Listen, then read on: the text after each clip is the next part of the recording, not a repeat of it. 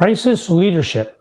We currently have a front row seat as we watch NASA deal with its current crisis with the Starliner mission to the space station. Let's take it apart as a case study and see what we can learn. Welcome to Great Transition Strategies Monday Morning Stand-Up. 5 minutes to get your week off to a great start and potentially give yourself something to help you become a more effective leader so you can love what you do. All right. Early June, NASA launched the Starliner mission to the International Space Station.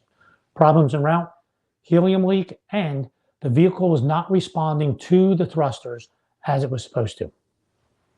It docked.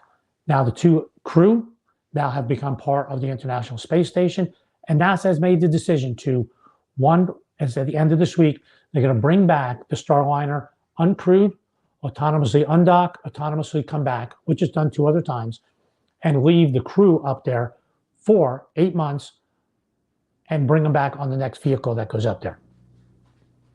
They have just turned an 8-day mission into an 8-month mission. What can we learn from that? Let's look at the case study.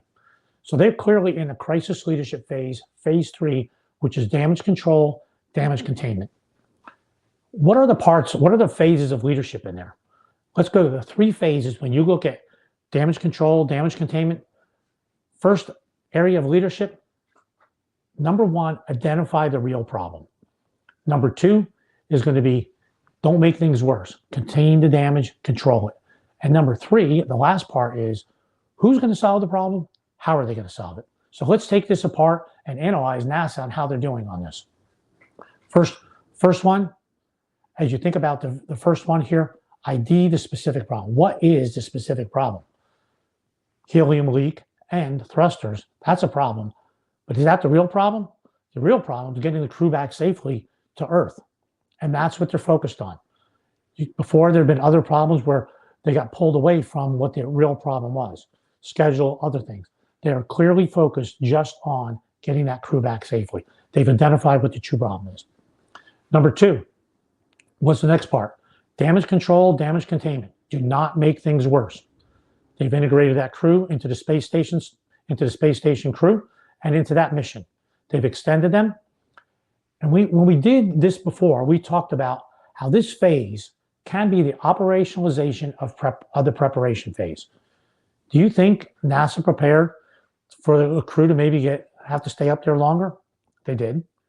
And they're executing that plan. They've integrated them. There's enough supplies. The International Space Station can support them. So they've operationalized it. This is not the first time they thought about it. They're not making this up as they go. They're well prepared for this. They're ready. So they're not making things worse. And they're not making things worse because they were well prepared for this. Last, who and how? Who's going to solve the problem and how are you going to solve it? Just imagine the team that has to come together to solve this. NASA, Boeing, propulsion specialists, space safety specialists, the contractors, an incredible team. That's the who. What's the how? This is a space test, and it's a test vehicle, and they have a flight test readiness review. They've implemented that process. So now, what have they done? Well, they pushed pause on the mission. The crew's taken care of. Now let's figure out the best way to do this. Gather the data, bring the engineers, experts together, and let's go through a flight test readiness review. They went through the review. What did they learn? They learned that there was a lot of non-concurrence on the experts on the degree of risk they're accepting.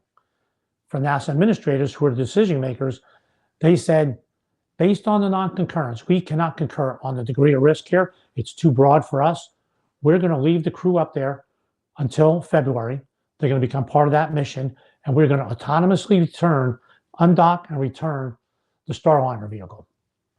That's what they're going to do because they ensure they solve the problem, get the crew back safely.